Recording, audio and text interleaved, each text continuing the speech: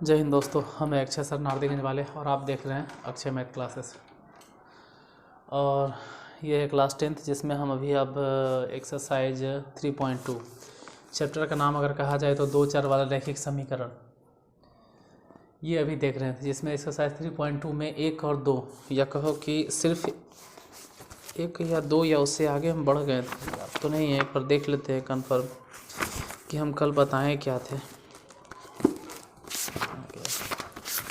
3.2 पहले में 2 क्वेश्चन था, सिर्फ पहले वाला हम 2 क्वेश्चन खाली बताए थे और कुछ भी नहीं।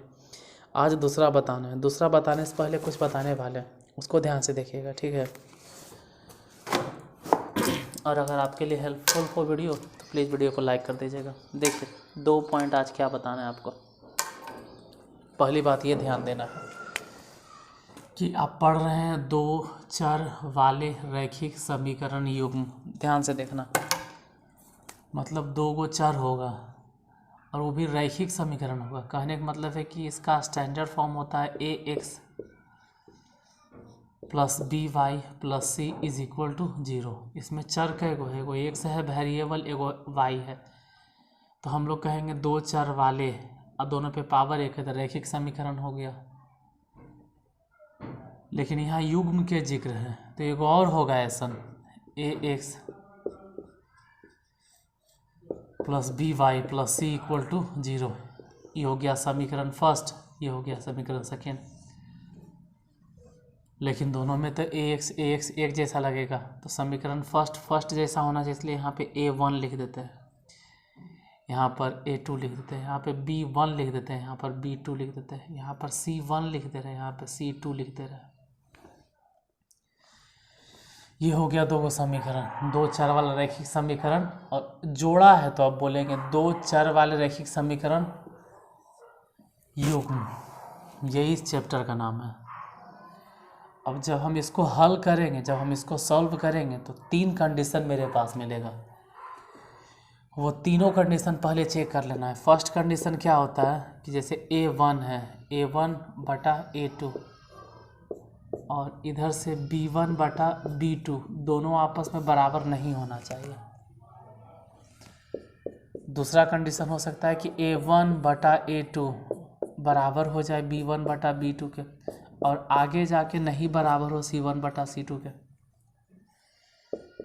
तीसरा कंडीशन ये है कि तीनों बराबर हो जाए, a1 बराबर a1 बटा a2, b1 बटा b2, c1 बटा c2 तीनों।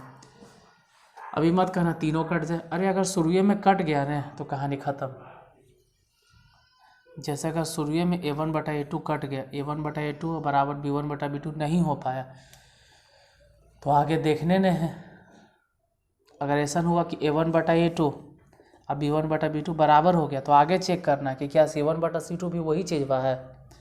अगर नहीं है, जैसे अगर शुरुए में a1 बटा a2 और b1 बटा b2 अगर बराबर नहीं हुआ तो इसको बोलते हैं ना कि ये दोनों प्रतिच्छेदित रेखाएं हैं, एक दूसरे को प्रतिच्छेद करेंगे। जैसे ये होता है L1 और ये दूसरा के लिए L2, इसको L1 मान लेते हैं, इसको L2 मान लेते हैं, क्योंकि नाम से ही पता चल रहा है रैखिक समीकरण। तो जाहिर सी बात है कि अगर हम इसका ग्राफ बनाएं तो एक रेखा की तरह बनेगा, ये एक रेखा बनेगा, एक रेखा होगा, एक लाइन होगा। और रैखिक समीकरण है तो एक रेखा ये और दूसरा रेखा ये, दोनों एक दूसरे को काट देगा। इसका मतलब प्रतिच्छेदित रेखा है। लेकिन कब काटेगा, ये कब काटेगा? जब a1 बटा a2 और b1 बटा b2 दोनों आपस में बराबर नहीं होगा। काट देगा मतलब एक दूसरे से मिल गया, चलो मिल गया मतलब इसको बोलते हैं कि यहाँ पर दोनों रेखाएं अविरोधी है, किसी का विरोध नहीं कर रहा है, मतलब अविरोधी है, मिल गया दोनों, गला मिल गया, इसको कहते हैं संगत। इस संगत भी है, संगत हल सो करता है।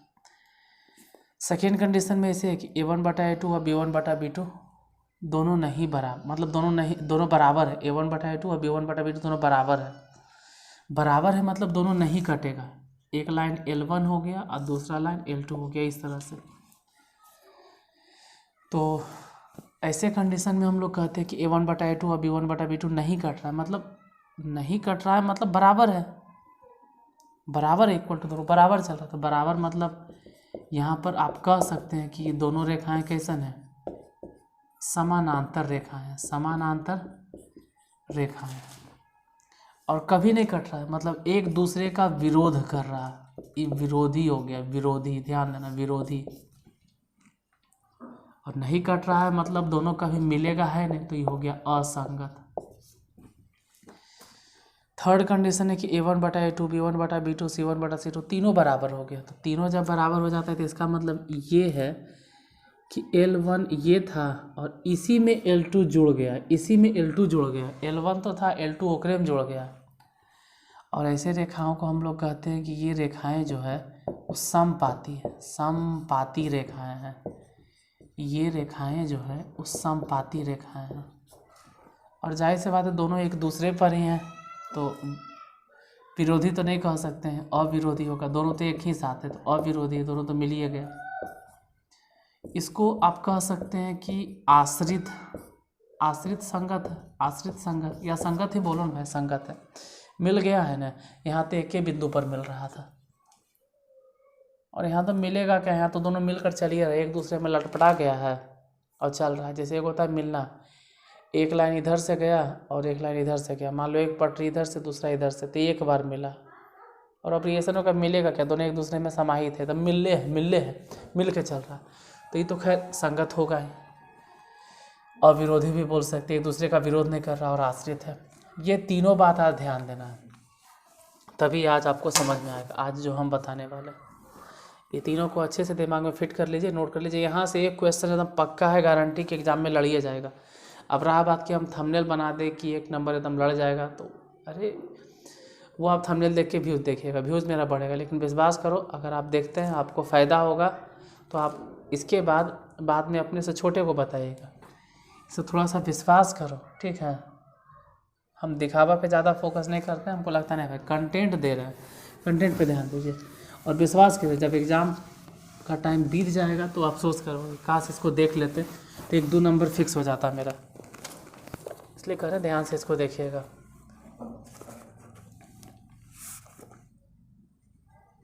दूसरे नंबर क्वेश्चन को अगर देखोगे तो उसमें लिखा क्या, अनुपातों A1/A2 B1/B2 और C1/C2 की तुलना करके ज्ञात करें कि निम्न समीकरण द्वारा निरूपित रेखाएं। 3 पॉइंट दिया गया है। पहला तो कह रहा है कि प्रतिच्छेदित रेखाएं, कॉमा, समांतर रेखाएं, और थर्ड नंबर में कह रहा है समपाती। ये तीनों में से बताइए। देखिए 3 क्वेश्चन। फर्स्ट नंबर में है 5x - 4y + 8 = 0, फर्स्ट। इसी में दूसरा इक्वेशन है 7x + 6y - 9 = 0, दूसरा समीकरण। अच्छा, सेकेंड क्वेश्चन देख लो, 9x + 3y + 12 = 0। Second question 18x + 6y + 24 = 0, second question. Third भी देख लेते हैं, लग ले। 6x - 3y + 10 = 0, दूसरा है 2x - 5 + 9 = 0। ये तीनों को ज़रा देखते हैं ध्यान से, ये तीनों है क्या। यहाँ पर देखो, A1 मतलब 5, A2 मतलब 7, B1 मतलब 4 और B2 मतलब 6, C1 मतलब 8 और C2 मतलब 9। पहले यही कंपेयर करते, जैसे कि 5 है अब बटा 7 है, जबकि इधर अगर देखा जाए तो -4 है और बटा 6 है।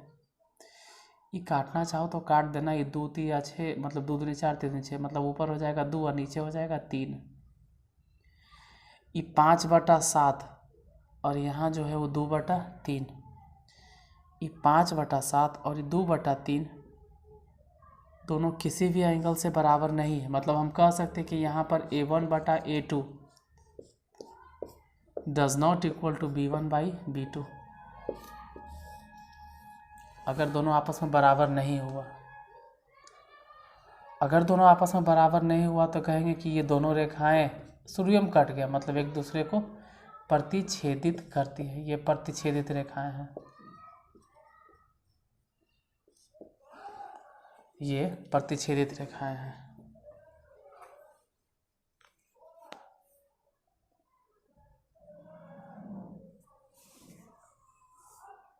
अब नेक्स्ट क्वेश्चन देखते हैं, दूसरा नंबर। यहाँ पर 9 है, अब बटा में 18, उधर देखें तो 3, अब बटा में 6। ये दोनों तो खैर आपस में बराबर हो गया, क्यों? क्योंकि 9 दूनी 18 और 3 दूनी 6।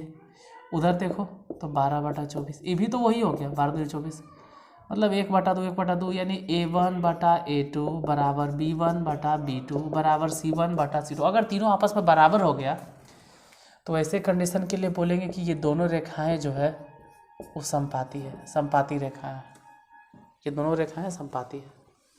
मेन इस पर फोकस करना है, ये जो लिखते हैं ये मेन चीज़ है, यही से पता चलता है आपको। जैसे यही वाला, इसमें चेक करना चाहो कर लेते हैं। यहाँ पे बगल में 6/2 -3/-1 और 10/9। हालांकि ये दोनों तो बराबर है, 2 तिया 6, ये माइनस से माइनस कट गया तो ये भी 3 ये भी 3, लेकिन ये वाला 10/9।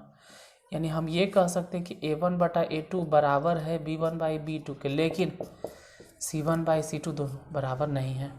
मतलब A1/A2 बराबर B1/B2, ये दोनों आपस में बराबर हो गया, लेकिन C1/C2 बराबर नहीं है। A1/A2 equal to B1/B2 does not equal to C1/C2।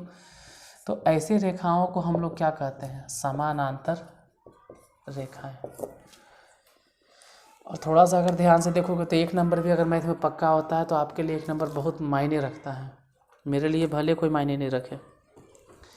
Next number question पे आते, नीचे तक दिखाई दे रहा है। अब इसी में थोड़ा एक चीज़ और जोड़ देते हैं, ये एक दूसरे को प्रतिच्छेदित कर दिया। प्रतिच्छेदित मतलब एक रेखाएं हैं और दूसरे रेखाएं, दोनों एक दूसरे को काट दिया, मतलब गला मिल गया, तो इसको कहा जाता है संगत। या तो इसी को कहते हैं कि एक दूसरे का विरोध नहीं कर रहा, और विरोधी। जैसे यहाँ पे क्या था, तीनों आपस में बराबर हो गया, एक लाइन है और दूसरा इसी में जुड़ गया। संपातिक मतलब यही होता है। तो संपातिक मतलब ये भी तो एक तरह का संगत ही है। हाँ, भले ही आप उसको कहिए कि आश्रित है, लेकिन है तो संगत, मतलब एक दूसरे का विरोध तो नहीं कर रहा है, इसको बोलेंगे कि अविरोधी है। लेकिन यहाँ पर क्या है, एक लाइन ऐसे है और दूसरा उसी में पैरेलल है। पैरेलल मतलब कभी नहीं मिलेगा, और कभी नहीं मिलेगा तो इसको क्या बोलते हैं? असंगत, मतलब एक दूसरे का विरोध कर रहा है, इसको बोलते हैं विरोधी। ये ध्यान देने लायक था। दूसरा हो गया। अब हम देखते हैं 3rd नंबर क्वेश्चन, तीसरा।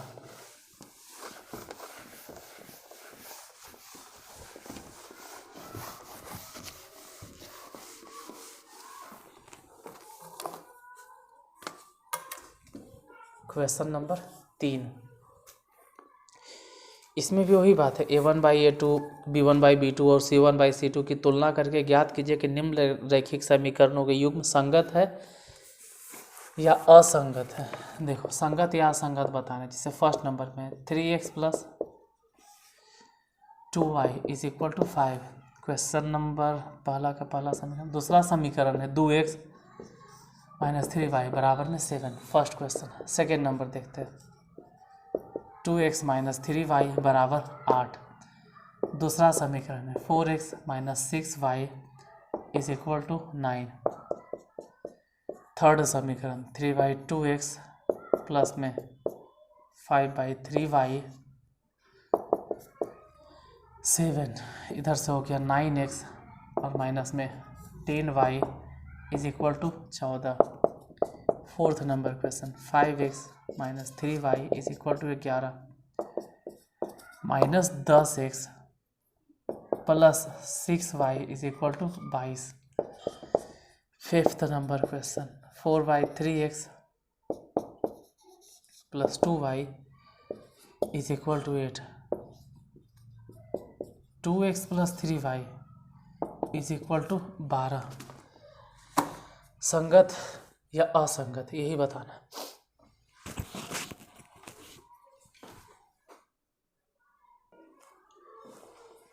देखिए, यहाँ पे A1 है 3 और A2 है 2, B1 है 2, B2 है -3। क्या लग रहा है, ये दोनों आपस में बराबर है? बराबर नहीं है, मतलब शुरुए में कट गया।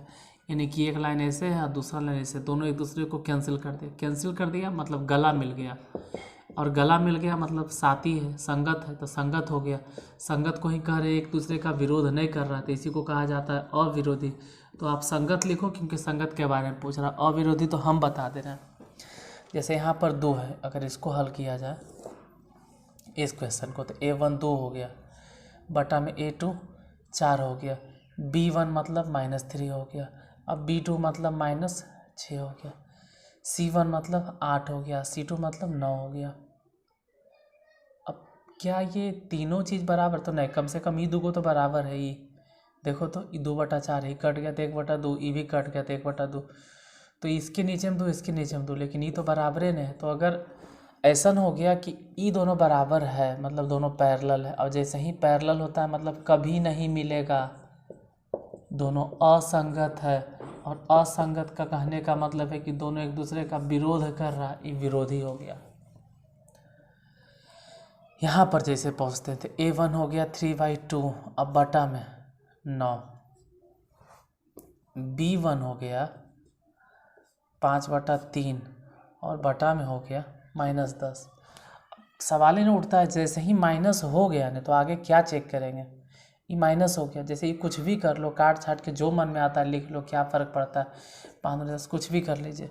जैसे जो ये है, ये इसमें बहुत अंतर है, ये हो गया 1/6, ठीक है, और यहाँ से पता चल रहा है कि 5 दूनी कट गया तो ये हो गया 1/6, लेकिन ये माइनस में, तो दोनों तो बराबर नहीं है, मतलब थर्ड के लिए बराबर नहीं है, तो इतना करने बेकार है। आप डायरेक्ट यहीं से समझ सकते हैं कि कितनों कुछ भी हल कर ले, ये माइनस में आ रहा है और ये किस में आ रहा है, प्लस में। 3/2 और 9 प्लस प्लस, ई प्लस में माइनस में, तो सब जाहिर सी बात है कि दोनों एक दूसरे के बराबर नहीं है। जब नहीं बराबर है यानी कि दोनों एक दूसरे को काट दिया तो संगत है। असंगत मतलब कि एक दूसरे का विरोध नहीं कर रहा है, अविरोधी है। जबकि यहाँ पर अगर A1 देखे तो 5, A2 देखे तो -10, फिर आगे B1 देखते हैं -3, B2 देखे तो 6, क्या दोनों बराबर है? एकदम बराबर है। A1 हो गया 5 और A2 बोलते हैं -10 को, फिर B1 हो गया -3 और B2 बोलते हैं 6 को, C1 मतलब बोलेंगे 11 को और C2 बोलेंगे 22 को। ये जैसे 5 दूनी 10 कट गया, ये 3 दूनी 6 कट गया, बराबर है। यहू लग रहा है कि 11 दूनी 22 कट गया, लेकिन ये बराबर नहीं है। क्यों? क्योंकि ये माइनस में था, ये माइनस में था, लेकिन वो प्लस में है। मतलब A1/A2 बराबर B1/B2, तो हम लोग कह सकते हैं कि एक रेखा L1 दूसरा रेखा L2, दोनों समानांतर है। समानांतर को आप लोग क्या बोलेंगे कि संगत है? नए नए असंगत है। असंगत मतलब दोनों एक दूसरे का विरोध कर रहा है, तो विरोधी हो गया। इसमें देखते हैं, ये 4/3 और बटा में कर दो किसको? 2 को, फिर यहाँ से तो 2 है ही है, अब बटा में कर दो 3, क्या दोनों बराबर है? ज़रा चेक करो तो। यहाँ से A1 4/3 लिखें, अब बटा में 2 कर दिए, ठीक है। B1 को 2 लिखें और बटा में 3 कर दिए, चेक करते हैं, 2 दूनी 4, तो इधर तो हो गया 2/3 और ये भी तो 2/3 है। फिर ज़रा ही चेक करते हैं, 8/12, तो ये भी तो कट गया, 2 छक्के 8, 3 छक्के 12, मतलब ये भी तो 2/3 है। जब तीनों सेम है तो इसका लाइन ऐसे होता है कि एक लाइन ऐसे है और दूसरा इसी में जुड़ गया, मतलब ये तो संगत है ही है, या तो इसी को बोलो कि संगत आश्रित है। तो आज का जो टॉपिक था कि 2 और 3 बताना है, ये तो हो गया पूरा। बताने के तो 4 भी हम बता सकते हैं, लेकिन फिर वही बात है कि 4 में ग्राफ आ गया है, ठीक है। और ग्राफ के कॉपी देखिए, हम ला के आपको दिखा देंगे कि कहाँ पे कैसे शो करना है, ठीक है। बताएंगे तो इसी पर ग्राफ आप अपने से सोच बूझ से बनाइएगा। और ग्राफ ऐसे सामने बताने की चीज़ है, ठीक है। तो 5 6 देखते हैं।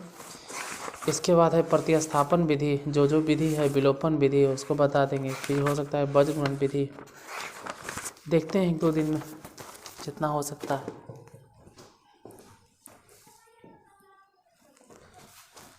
फिलहाल तो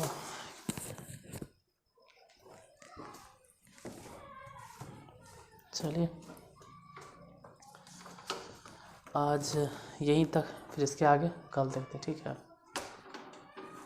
कल देखते हैं, हाँ कल ही देखते हैं। चलो आज के लिए धन्यवाद।